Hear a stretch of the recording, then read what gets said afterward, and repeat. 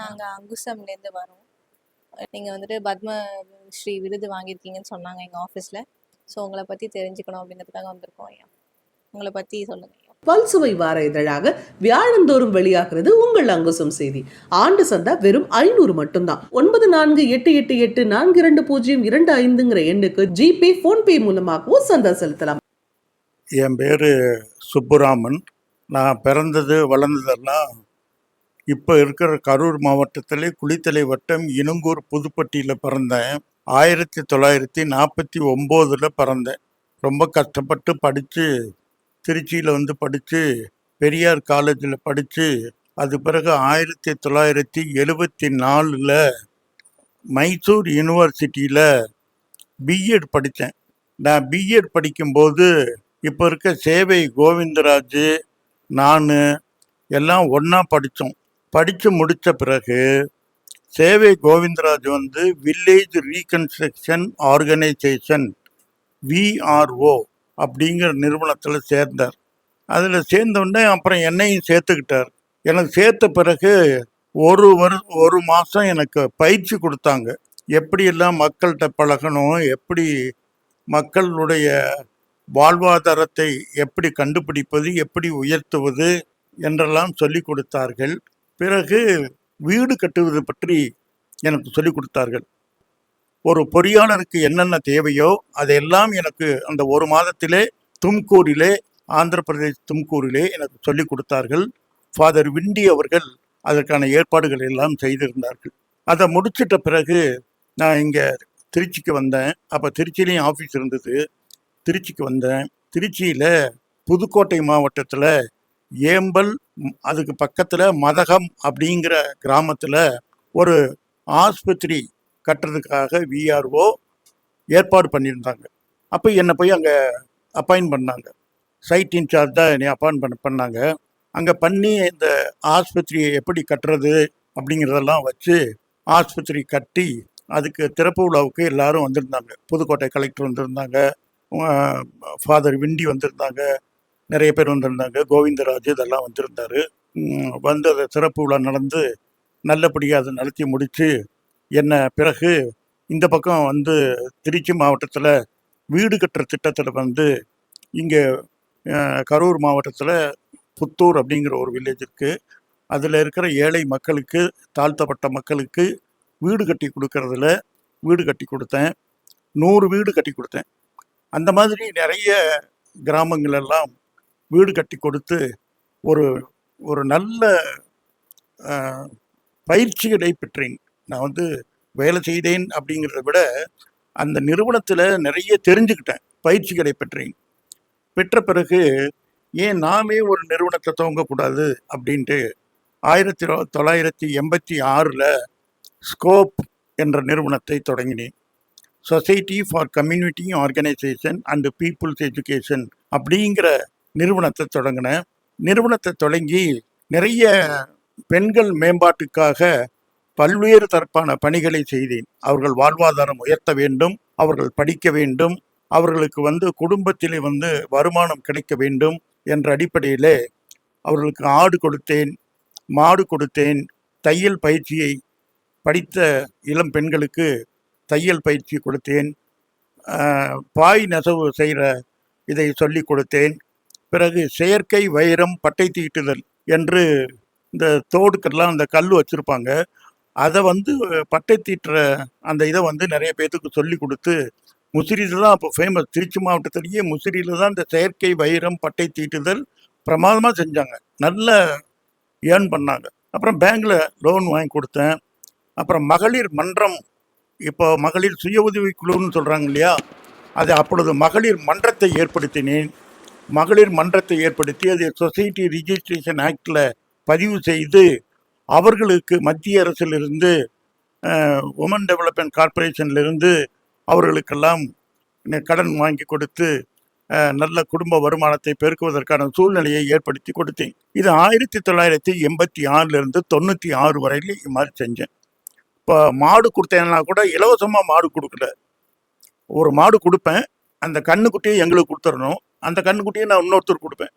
அப்போ பார்த்தீங்கன்னா அந்த கண்ணுக்குட்டி கொடுத்தவங்களும் வாங்கினவங்களுக்கும் அவ்வளோ மகிழ்ச்சியாக இருக்கும். எனக்கு இவங்க கண்ணுக்குட்டி கொடுத்தாங்க அப்படின்னு இவங்க சொல்லுவாங்க. நான் கண்ணுக்குட்டி இன்னொருத்தருக்கு கொடுத்தேன், என்னாலையும் கொடுக்க முடியும் அப்படின்னு ஒரு இதை ப்ரூவ் பண்ணியிருக்கேன் அப்படின்னு சொல்லி கொடுத்தாங்க. அதுக்கு பாசிங் ஆன் த கிஃப்ட் என்று சொல்வார்கள். ஹீஃபர் ப்ராஜெக்ட் இன்டர்நேஷனல் என்ற நிறுவனம் இதை சொல்லியது. அதை நான் சிறப்பாக செய்தேன். இப்படி செய்து முடித்த பிறகு வாட்டர் ஷெட் டெவலப்மெண்ட் வந்து Afro action for food production, அது மூலமாக வாட்டர் ஷெட் டெவலப்மெண்ட் ப்ரோக்ராம் அங்கே தண்ணீர் பந்தலிலே மூவானூரிலே அதை செய்தேன். என்னுடைய கிளை ஆஃபீஸ் வந்து தண்ணீர் பந்தலிலே இருக்கிறது. இந்த ஸ்கோப் கூட ட்ரஸ்ட் ஆக்டில் பதிவு செய்யப்பட்டது. இந்த மாதிரி செஞ்ச பிறகு எனக்கு என்ன ஒரு இது தோணுச்சுன்னாக்க, நம்ம இதே மாதிரி பண்ணலாமா இல்லை வேற ஏதாவது மாற்றி பண்ணலாமா அப்படின்ட்டு ஒரு ஆய்வு பண்ணினேன். 5 கிராமத்தை எடுத்து ஆய்வு பண்ணேன். அதில் பார்த்தீங்கன்னா பெண்கள் நிறைய வருமானத்தை ஈட்டி இருக்கிறார்கள். பெண்களுடைய நாலேஜ் இம்ப்ரூவ் ஆகியிருக்கு. அதெல்லாம் நல்ல வளர்ச்சி இருந்ததை பார்த்தேன். ஆனால் அவர்கள் அந்த வருமானத்தை ஈட்டினார்கள் அல்லவா, அந்த வருமானம், பெருகிய வருமானம் அந்த குடும்ப வளர்ச்சிக்கு பயன்படுத்தப்படவில்லை. அது எனக்கு ரொம்ப கஷ்டமாக இருந்தது. ஐயோ, இந்த பணம், இவ்வளோ பணம் கஷ்டப்பட்டு உழைச்சி பணத்தை சேர்த்து அந்த பணம் அவங்க குடும்ப வளர்ச்சிக்கு பயன்படுத்தப்பட முடியாமல் வேறு ஆஸ்பத்திரி செலவுக்கும் பஸ்ஸு செலவுக்கும், யாராவது படுத்திருந்தாக்க இவங்க போய் பார்க்க போகிறது, அவங்களுக்கு பன்னு வாங்கி கொடுக்கறது, வாழைப்பழம் வாங்கி கொடுக்கறது, இந்த மாதிரி கஷ்டமான இது பண்ணியிருக்காங்களே அப்படின்னு நினச்சி சுகாதாரம் தான் முக்கியம் அப்படின்னு ஒரு முடிவுக்கு வந்து வாட்டர் சானிடேஷன், பாதுகாக்கப்பட்ட குடிநீர், சுகாதாரம், இந்த ரெண்டையும் நம்ம பண்ணிட்டோம்னா, அவங்களுக்கு நோயில்லாத ஒரு வாழ்க்கையை நாம் உருவாக்கிட்டோம்னா அவர்களால் நன்றாக வாழ முடியும். நன்றாக அவர்கள் தன்னுடைய குடும்பத்தை வந்து வளர்த்து கொள்ள முடியும், குழந்தைகளை படிக்க வைக்க முடியும் என்ற அடிப்படையிலே வாட்டர் சானிடேஷனில் 1996 தொடங்கினேன். ரொம்ப ரொம்ப ரொம்ப கஷ்டம். ஒரு கக்கூஸ் கட்டுங்க அப்படின்னு ஒரு வீட்டில் சொன்னால் சண்டை போட்டாங்க. மகளிர் எல்லாத்தையும் கூப்பிட்டு வச்சு உட்கார வச்சு அதை பற்றி சொன்னோம்னாக்க பயங்கரமாக சண்டை போட்டாங்க. சார், நீங்கள் இதெல்லாம் ஆடு கொடுத்தீங்க, மாடு கொடுத்தீங்க, ரொம்ப சந்தோஷமாக இருந்தது. இப்போ நீங்கள் கக்கூசு கட்டுறேன்னு சொல்கிறீங்க, அது நாத்தம் பிடிச்சது சார், அதெல்லாம் வீட்டில் கட்டக்கூடாது சார் அப்படின்னு சொல்லி ரொம்ப என்னை வந்து கஷ்டப்படுத்தினாங்க, திட்டுனாங்க. நான் அதெல்லாம் பொறுத்து கொண்டு, நீங்கள் சொல்கிறதெல்லாம் நியாயம்தான், ஆடு கொடுக்கறதுக்கும் மாடு கொடுக்கறதுக்கும் இதுக்கும் வித்தியாசம் இருக்குங்கிறது எனக்கு நல்லா தெரியும். ஆனால் நீ உடல் ஆரோக்கியமாக இருக்கணும் அப்படிங்கிறது தான் முக்கியம். குறிப்பாக இந்த கர்ப்பிணி பெண்கள் இருக்காங்கல்ல, அந்த கர்ப்பிணி பெண்கள் எப்படி வெளியில் போகிறாங்க, யூரின் வந்தால் அவங்க எப்படி போகிறாங்க, அவங்களால போக முடியுதா, கிராமத்தில் அந்த மாதிரி வந்து ஒரு சூழ்நிலை உங்களுக்கு இருக்கா, நீ ஊரை விட்டு தள்ளி போகணுமே, போக முடியுமா? அதனால் இந்த கர்ப்பிணி பெண்களாவது கொஞ்சம் யோசனை பண்ணி பாருங்க, நான் சொல்கிறது சரியா இல்லையான்னு நீங்கள் சொல்லுங்கன்னு சொன்னேன். ஒரு கர்ப்பிணி பெண் எழுந்திருச்சு, சார் நீங்கள் சொல்கிறது 100க்கு 100 உண்மை சார், ரொம்ப கஷ்டம் சார், என்னையால் நடந்து போக முடியல சார், யூரின் வரும்போது யூரின் போக முடியல சார், அடக்கி வச்சிருக்கேன் சார், வலிக்குது சார், ரொம்ப கஷ்டம் சார், நான் எங்கள் வீட்டில் இதை நான் கட்டிக்கிறேன் சார் என்று சொன்னார்கள். சரி, நான் அந்த வீட்டில் கட்டி கொடுத்தேன். அந்த வீட்டில் கட்டோன்னே கிராமத்தில் எப்போவுமே மக்கள் என்ன செய்வாங்கன்னா, ஒரு புதுமை வந்துருச்சுன்னா அதை எல்லாரும் வந்து பார்ப்பாங்க. ஒரு புடவை வாங்கினீங்கன்னு வச்சுங்க, அந்த புடவை எல்லாரும் வந்து பார்ப்பாங்க. இது அப்படி இருக்குது, இது இப்படி இருக்குது, முந்தானை அப்படி இருக்குது, கலர் அப்படி இருக்குது என்றெல்லாம் வந்து அதற்கு விமர்சனங்கள் செய்வார்கள். அதை போல் இந்த டாய்லெட்டை கட்டின பிறகு நிறைய பேர் வந்து பார்த்துட்டு ரொம்ப ரொம்ப நல்லா இருக்கு, ஸ்மெல்லாம் இல்லை, இது பரவாயில்ல, நாங்கள் என்னென்னமோ நினச்சோம், அப்படி இல்லை, இது நல்லா இருக்கு அப்படின்ட்டு நாங்களும் கட்டுறோம், நாங்களும் கட்டுறோம், நாங்களும் கட்டுறோம்னா அப்படியெல்லாம் கட்ட ஆரம்பித்து 1996, 97, 98 இந்த 3 ஆண்டுகளில் நிறைய கிராமத்தில் ஆயிரக்கணக்கான டாய்லெட்டை கட்டினேன். குறிப்பாக இந்த டாய்லெட் கட்டினதுக்கு எனக்கு பெரும் ஒத்துழைப்பு கொடுத்தவர்கள் பெண்கள். ஏன்னா மகளிர் மன்றங்களை ஏற்படுத்தியிருந்தேன். அதனால பெண்கள்கிட்ட அதிகமாக பேசுறது, பெண்களுக்கு தேவையான இதெல்லாம் நம்ம சொல்றதுனால பெண்கள் இதுக்கு வந்து எனக்கு ஒத்துழைப்பு கொடுத்து நிறைய டாய்லெட்டு கட்டினாங்க. அதை நிறைய பேர் வந்து விசிட் பண்ண வந்தாங்க. ஐஏஎஸ் ஆஃபீஸர்களே வந்தாங்க. பெரம்பலூர் கலெக்டர் வந்திருந்தார். ஐஏஎஸ் ஆஃபீஸர்ஸு, பிடிஓஸு, கவர்மெண்ட் மற்ற அதிகாரிகள், பஞ்சாயத்து பிரசிடென்ட்ஸு, என்ஜிஓஸ் இருக்காங்க இல்லையா, நம்மள மாதிரி என்ஜிஓஸ், அந்த என்ஜிஓஸ் இவங்கெல்லாம் வந்து பார்த்தாங்க. பார்த்துட்டு, சார் எப்படி சார் இந்த மனமாற்றம் எப்படி ஏற்பட்டது? நாங்களாம் ரொம்ப கஷ்டப்பட்டுக்கிட்டு இருக்கோம், டாய்லெட்டே கட்ட முடியல, நீங்கள் எப்படி கட்டினீங்க அப்படின்னாப்புல. நான் வந்து 200 ரூபாயிலிருந்து 2000 வரையிலும் டாய்லெட் கட்டினேன். அவங்களால எவ்வளவு முடியுமோ பணம் கொடு, அதை கட்டிடலாம் அப்படின்னு சொல்லி கொடுத்தேன்.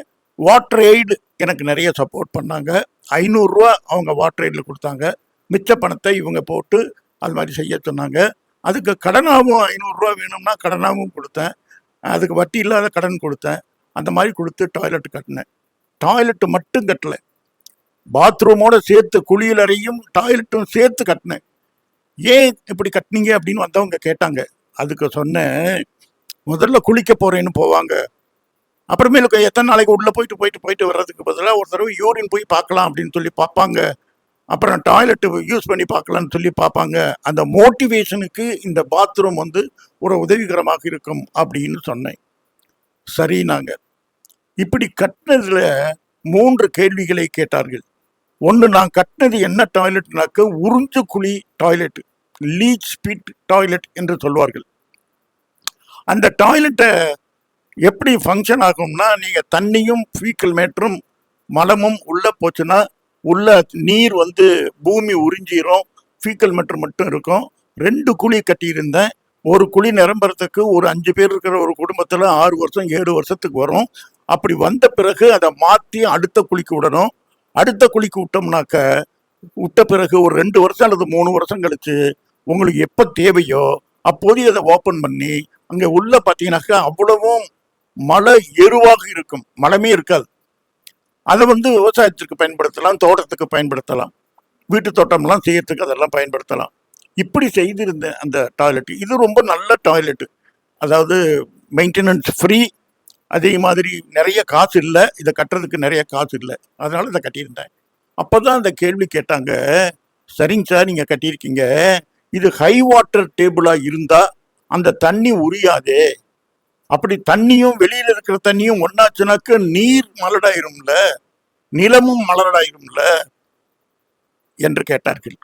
2வது கேள்வி, சார் எங்கள் ஊரில் குடிக்கவே தண்ணி இல்லை சார், பெண்கள் ரொம்ப கஷ்டப்பட்டு ஆண்கள் சைக்கிளில் போய் எடுத்துக்கிட்டு வந்து டாய்லெட்டு கட்டுறாங்க சார், அங்கே போய் எப்படி சார் நாங்கள் இந்த டாய்லெட்டை கட்டி ஒரு டாய்லெட்டை யூஸ் பண்ணுறதுக்கு 7 லிட்டர்லேருந்து 8 லிட்டர் தண்ணி தேவை சார், எப்படி சார் யூஸ் பண்ணுறது? 2வது கேள்வி.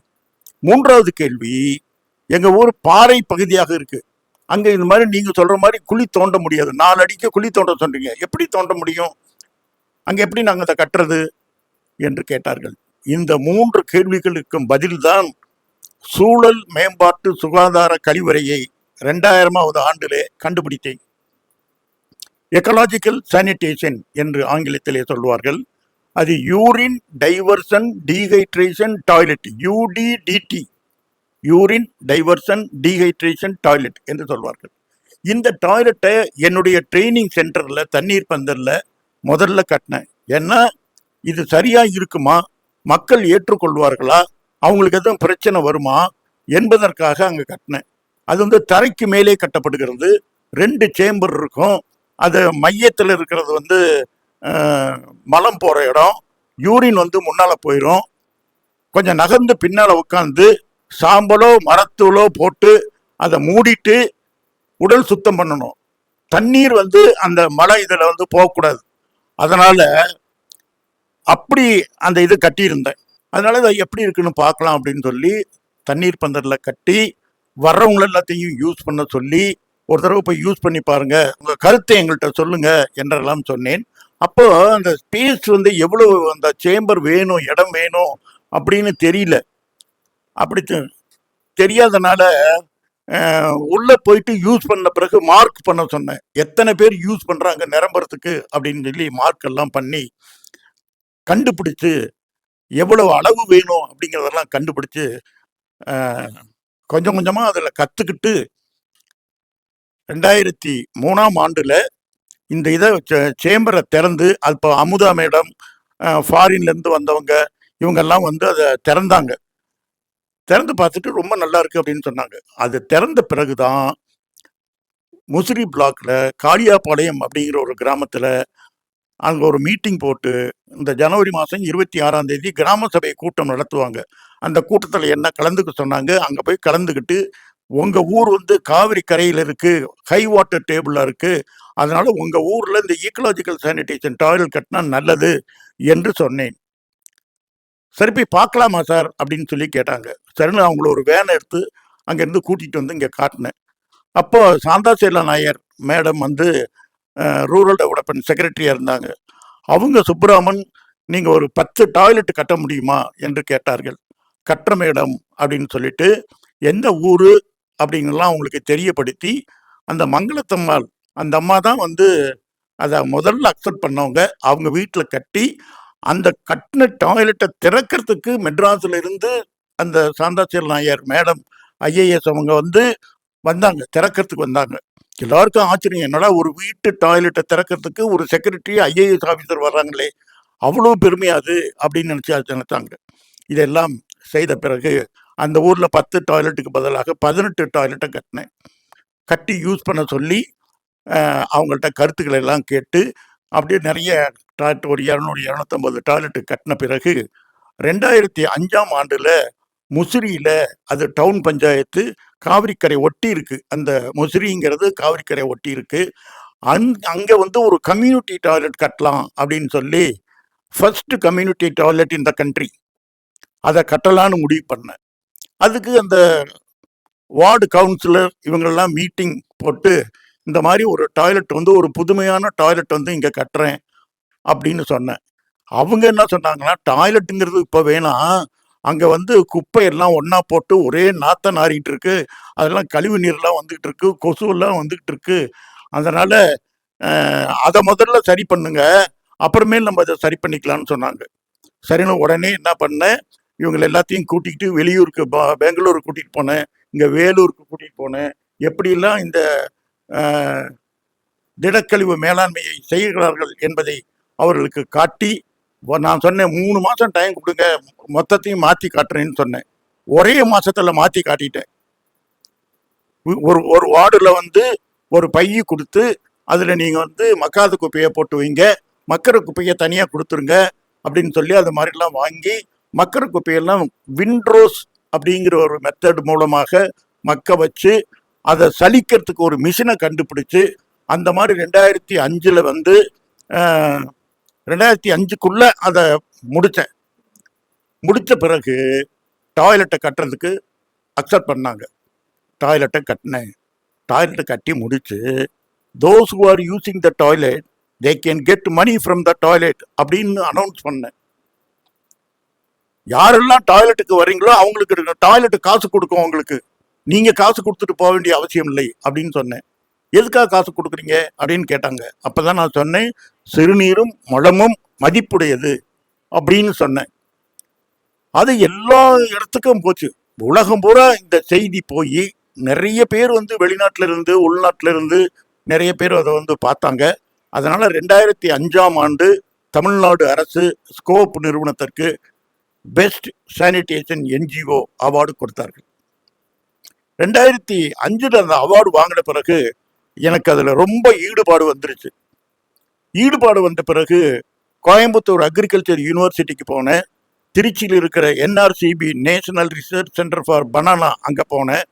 அங்கே போய் இந்த சிறுநீரையும் மலத்தையும் உபயோகப்படுத்தி நெல் வாழையை எப்படி நம்ம உருவாக்குறது வளர்க்குறது அப்படின்னு சாகுபடி பண்ணுறதுங்கிறது எங்களுக்கு ஒரு ரிசர்ச் பண்ணி கொடுங்கன்னு அவங்கள்ட்ட கேட்டேன். அதுக்கு ஃபண்டெல்லாம் நான் ரைஸ் பண்ணி அவங்களுக்கு கொடுத்தேன். அவங்க வந்து பண்ணாங்க. 2 இதுலேயுமே ரொம்ப அற்புதமாக விளைஞ்சது. ஒரு கெமிக்கல் ஃபெர்டிலைசரும் போடலை, ரசாயன உரமே இல்லாத நெல், ரசாயன உரமே இல்லாத வாழை வந்தது. இது மாவட்ட ஆட்சித்தலைவர், அப்போ இருந்த மாவட்ட ஆட்சித்தலைவர் அவர்கள் வந்து முதல் வாழையை வெட்டி பார்த்தாங்க. வாழையெல்லாம் பார்த்தாங்க, அவ்வளோ நல்ல வாழை, அந்த இலைங்க அதெல்லாமே வந்து பார்த்தீங்கன்னாக்க வித்தியாசமாக இருக்கும். இது பாராளுமன்றத்தில் பேசப்பட்டது. இப்படி பேசப்பட்டதுனால 490 கோடி ஒரு வருஷத்துக்கு மிச்சமாகும் அப்படின்னு வாழை ஆராய்ச்சி மையம் சொன்னது. பிறகு இந்த 2006ஆம் ஆண்டு எனக்கு அப்துல் கலாம் ஜனாதிபதியாக இருக்கும் பொழுது நிர்மல் கிராம் புரஸ்கார் அவார்டு என்று கொடுத்தார்கள் 2006ஆம் ஆண்டு. எனக்கு இந்த அவார்டு வாங்கின பிறகு இன்னும் எனக்கு இதில் ரொம்ப ஆர்வம் வந்துருச்சு. அப்பொழுது என்னுடைய மனைவியும் வந்திருந்தார்கள். அப்துல் கலாம் எங்கள் மனைவியிடம் சொன்னார்கள், உங்களால் தான் இவருக்கு இந்த அவார்டு கிடைத்திருக்கிறது, உங்களுடைய ஒத்துழைப்பு பெரிய ஒத்துழைப்பு, தொடர்ந்து ஒத்துழைப்பு செய்யுங்கள் என்றெல்லாம் அவர்கள் ஊக்கப்படுத்தினார்கள். அதனால அதுக்கு பிறகு நிறைய சானிடேஷன் நிறைய விஷயங்களை பார்த்தேன். வாட்டர் ஷெட் டெவலப்மெண்ட் அந்த ஸ்கீம் வந்து நிறைய பண்ணேன். செக் டேம் கட்டுறது, கள்ளி பிளக்ஸ் கட்டுறது, ஊரணிகளை கட்டுறது, ஒரு ஒரு ஏரியை வந்து வெட்டி தூரெல்லாம் வாரி கரையை போட்டு அந்த கரையில் மரங்கள் நடுறது. அந்த மரங்கள் நட்டோம்னா அந்த மரத்தினுடைய நிழல்னால இது ஆவியாகிறது குறையும் என்றெல்லாம் புதுமைகளை நிறைய ஒவ்வொரு வேலையிலையும் புதுமைகளை செய்தேன். அந்த மாதிரி புதுமைகளை செய்ததுனால தொடர்ந்து புதிய புதிய திட்டங்கள் வந்தது. சேட்டோ பேன் அப்படின்னு சொல்லி ஜப்பான்ல லிக்சில் கம்பெனி என்னை பார்த்துட்டு சேட்டோ பேன் என்பதை சொன்னார்கள். எங்க ஸ்டாலும் அவங்க ஸ்டாலும் டெல்லியில பக்கம் பக்கமா இருந்தது. எங்களதை பார்த்துட்டு அவர் வியந்து போனாரு, அவர்த பார்த்துட்டு நாங்க வியந்து போய் அங்க போன பிறகு எனக்கு 2 பேன் அனுப்புனாங்க. ஒரு பேனை திருச்சியில கலெக்டர் ஆஃபீஸில் வந்து சானிடேஷன் பார்க் அப்படின்னு பண்ணியிருக்கேன், அங்கே வச்ச மக்களுக்கு தெரியட்டுங்கிறதுக்காக. இன்னொரு பேனை துறையூர்ல ஒரு குடும்பத்தில், அந்த குடும்பத்தில் எல்லா ஏஜ்லையும் இருக்கணும், பெண்கள் ஆண்கள் குழந்தைகள் எல்லாரும் இருக்கிற மாதிரி ஒரு குடும்பத்தை தேர்வு பண்ணி அந்த குடும்பத்தில் அதை வச்சேன். ஏன்னா எல்லாரும் அதை யூஸ் பண்ண முடியுதா, எல்லாருக்கும் அது உதவிகரமாக இருக்கா, எல்லாருக்கும் அக்செப்ட் பண்ண முடியுதா என்று பார்ப்பதற்காக அங்கே வச்சு ஒரு 6 மாசமா ட்ரையல் மாதிரி நடத்தி அவங்க ரொம்ப நல்லா இருக்கு சார். நாங்கள் 500 ml தண்ணி இருந்தால் போதும் அதை ஃப்ளஷ் பண்ணுறது. அது ஒரு டோர் மாதிரி இருக்கும், அந்த டோரை திறந்து உள்ளே போயிடும், டோர் ஆட்டோமேட்டிக்காக சாத்திக்கும். இந்த மாதிரி செய்த பிறகு நிறைய அந்த சேட்டோ பேன் இது கொடுத்தார்கள். அதையெல்லாம் நான் செய்தேன். பம்பாயிலிருந்து வந்து அதுக்கு ஆய்வு செய்தார்கள். பெரியவர்கள் சிறியவர்கள் எல்லாத்தையும் அதை பற்றி கேட்டாங்க. ரொம்ப ரொம்ப நல்லா இருக்குன்னு சொன்னாங்க. அப்புறம் பச்சைமலையில் நான் வந்து ஒரு கிராமத்தை எடுத்து அதில் கட்டினேன். அப்போ பச்சைமலைக்கு இங்கேருந்து மெட்டீரியலை கொண்டு போக முடியல அப்படின்னு அவங்களுக்கு சொன்னேன். அதுக்காக என்ன செஞ்சாங்கனாக்க இந்த லைனர், பிட் லைனர் அப்படின்னு சொல்லி ஒரு இது கண்டுபிடிச்சு அதை அனுப்பி வச்சாங்க. முதல்ல ஒரு 5 லைனர் அனுப்பி வச்சாங்க, 5 டாய்லெட்டுக்காக பண்ணி வச்சு பார்த்தாங்க. அப்போ அவங்களும் வந்திருந்தாங்க, இதை என்ன சரியா இருக்குமா, இதில் ஏதாவது மாற்றம் வேணுமா அப்படிங்கிறதுக்காக பார்க்கறதுக்காக வந்தாங்க. அதில் சில மாற்றங்களை நான் சொன்னேன். இந்த பிட்டு வந்து ஹோல் வந்து அங்கே மேலே இருக்கக்கூடாது, ஏன்னா மழை பெஞ்சனா தண்ணி அந்த ஹோல் வழியாக உள்ளே போயிடும், அதனால மேலே இருக்கக்கூடாது, ரெண்டையும் மாற்றுறதுக்கு ஒரு கொக்கி மாதிரி இருக்கணும் என்றெல்லாம் அதுக்கு சொல்லி 100 டாய்லெட்டுக்கு அதை கொடுத்து அதை அற்புதமாக செய்தேன். அதே மாதிரி திருச்சியில் இருக்கிற எடுப்பு கக்கூசு எல்லாத்தையும் மாற்றி, அப்போ மூர்த்தி சார் கலெக்டராக இருந்தார்.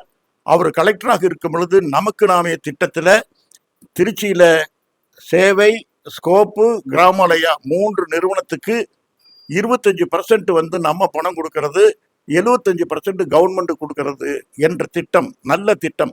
அதன் மூலமா 100 டாய்லெட் கட்டணும். 25 டாய்லெட்டுக்கு நம்ம பணம் கொடுத்தோம், 75 டாய்லெட்டுக்கு அவங்க பணம் கொடுத்தாங்க. 100 டாய்லெட் கட்டி இதை ஒரு பெரிய மாற்றமாக செய்து பல்வேறு விதமான நிறுவனங்கள் வந்து திருச்சியை பார்த்தது. அற்புதமாக இருந்தது. அதை மெயின்டைன் பண்றதுக்கு வந்து அந்த குழுக்கள் யூஸ் பண்றாங்க இல்லையா, அந்த குழுக்களை வந்து நியமித்து அவர்களுக்கு 50 பைசா, ஒரு டாய்லெட்டை யூஸ் பண்றதுக்கு 50 பைசான்னு டோக்கன் மாதிரி அடிச்சு அதை கொடுத்து அந்த காசை வச்சு அவங்க பண்ணிக்கிறது, வெளியிலேருந்து பணம் கொடுக்க முடியாது அப்படின்ட்டு. இப்படி எல்லாம் செய்து தொடர்ந்து என்னுடைய பணிகள் இதிலே செய்தது. பிறகு கொரோனா வந்தது. அப்பொழுது கைகளை கழுவ வேண்டும் என்று சொன்னார்கள். 10 தடவை 15 தடவை கையை கழுவணும். கையை கழுவுறதுக்கு ஒரு தடவைக்கு எத்தனை லிட்டர் தண்ணி வீணாக போகுது, அது எப்படி குறைப்பது என்பதற்காக நான் pedal operated hand washing system, என்னுடைய பையன் வந்து கனடாவில் இருக்காப்புல, அங்கே நான் போனேன். நான் எங்கே போனாலும் டாய்லெட்டை பார்ப்பேன். அவங்க ஸ்கூலுக்கு போன பிறகு அவங்க ஸ்கூலில் இருக்க டாய்லெட்டை பார்த்தேன். என் பேரன் வந்து யூரின் போயிட்டு காலை போய் மிதிச்சான், தண்ணி வந்தது. கையில் டேப்பு திறக்கல, காலில் மிதிச்சான். சரி, அருமையான சிஸ்டம் ஆச்சு, இது ரொம்ப நல்லது, ஹைஜீனிக்காக இருக்கே அப்படின்ட்டு. அப்புறம் திருச்சியில் வந்து இந்த கொரோனா சமயத்தில் அந்த மாதிரி pedal operated hand washing system அங்கே போட்டிருக்க பாருங்க, அதுவும் அதுக்கு மேலே இருக்குது. அந்த இதில் வந்து அந்த ஹேண்ட் வாஷிங் சிஸ்டம் இதை வந்து இங்கே கண்டுபிடிச்சி ஓஎன்எஸ் அப்படின்னு ஒரு நிறுவனம், என்னுடைய நண்பர் அவர் அது மாதிரி கண்டுபிடிச்சி ஒரு 200 ஸ்கூலுக்கு, எல்லா பிடிஓ ஆஃபீஸுக்கு, கலெக்டர் ஆஃபீஸுக்கு எல்லாத்தையும் கொடுத்தோம். இதனால் என்ன ஆகும்? ஒன்று, டேப்பை திறக்க வேண்டியதில்லை. தண்ணி நம்ம கையை சாதாரணமாக கழுவுனா எப்படி இருக்கும், டேப்பை திறந்து விட்டுவிட்டு அப்புறம் சோப்பு எடுத்து நல்லா போட்டு கழுவுவோம். தண்ணி வீணாக போகும். திருப்பி ஆஃப் பண்ணணும். எந்த கையில் வச்சு ஆஃப் பண்ணணும்? அதே கையில் வச்சு ஆஃப் பண்ணுவோம். அப்போ முதல்ல கிருமி இருக்கும்ல, அப்புறம் மறுபடியும் ஒட்டிக்கும்ல. அதனால ஹைஜீனிக் கிடையாது, நம்ம கழுவுறது ஹைஜீனிக் கிடையாது. ஆனால் இங்கே வந்து அந்த மாதிரி பிரச்சனை இல்லை. தண்ணீர் சிக்கனம், ஹைஜீனிக் ஹேண்ட் வாஷிங், இந்த ரெண்டும் இருக்கிறதுனால அந்த இதை பண்ண பிறகு அதே லிக்ஸில் கம்பெனி ஒவ்வொருத்தரும் இது மாதிரி நீங்கள் பண்ணலாம் அப்படின்னு சொல்லி, இங்கே பாருங்க, இந்த சின்ன டூலை வந்து கொடுத்தாங்க. இந்த டூல் இப்படி படிமா கொடுத்தாங்க. இந்த டூல் இப்படி கொடுக்கும் பொழுது இதில் எப்படி இங்கே படி இந்த டூல் வந்து கொடுத்த இதில் வந்து ஒரு பாட்டில் தண்ணியை வந்து இதில் வச்சுட்டோம்னாக்க இந்த கையை வச்சு அழுத்த வேண்டியதில்லை. இப்படி அமுக்கணும்னாக்க தண்ணி வரும். நல்ல கையை கழுவிட்டு கம்மியாக வரும் தண்ணி. அப்புறம் இந்த பக்கம் அமுக்கணும்னாக்க நின்று போயிடும். அப்போ கை தொட மாட்டோம். இதுவும் hygienic water saving hand washing system, எங்கே வேணாலும் எடுத்துகிட்டு போகலாம்.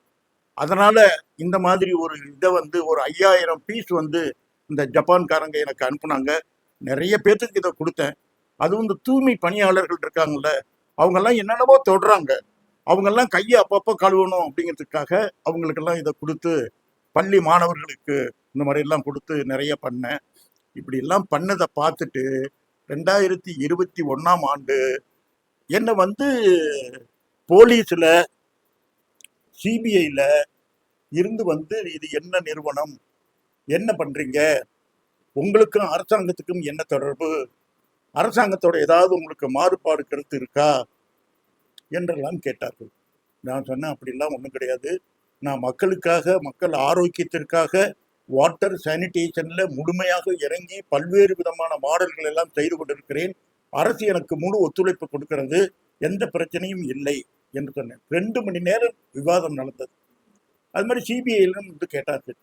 என்ன கேட்கறது எல்லாமே பக்கத்துலலாம் போய் கேட்டார்கள். இந்த மாதிரி ஸ்கோப் இருக்கு, இவங்க என்ன பண்ணுறாங்கன்னு தெரியுமா அப்படின்ட்டு. இப்படிலாம் கேட்டது எதுக்காக கேட்குறாங்கன்னு எனக்கு தெரியாது. ஏதோ ஒரு இது பண்ணிடுவாங்களோ, நிறுவனத்தை ஏதாவது பண்ணிடுவாங்களோன்னு எனக்கு பயமாக இருந்தது. அப்போ நான் டெய்லி கோவிந்தராஜோட டெய்லி பேசுவேன். அப்போ அவர்கிட்ட சொன்னேன், இந்த மாதிரி போலீஸ்காரங்க வந்து இது மாதிரி விசாரிச்சாங்கன்னு சொன்னேன்.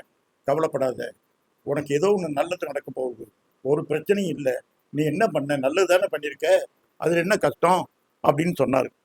அப்புறம் இது வந்து எப்போ இதெல்லாம் விசாரிச்சாங்கன்னாக்கா செப்டம்பரில் விசாரித்தாங்க. அக்டோபர், நவம்பர், டிசம்பர், ஜனவரி மாதம் 25ஆம் தேதி மத்தியானம் 1 மணிக்கு டெல்லியிலிருந்து, ஹோம் மினிஸ்ட்ரியிலிருந்து ஃபோன் வந்தது. இந்த மாதிரி பத்மஸ்ரீ அவார்டுக்கு நீங்கள் தேர்வாயிருக்கீங்க அப்படின்னு. எனக்கு அப்படியே உடம்பெல்லாம் அப்படியே இதாயிருச்சு. என்னடா அது, நம்ம போய் பத்மஸ்ரீ நமக்கு போய் கொடுக்குறேன்றாங்க, அதுவும் கக்கூஸ் கட்டுறவனுக்கு பத்மஸ்ரீயா, பெரிய விஷயமாச்சே, நல்லதாச்சே.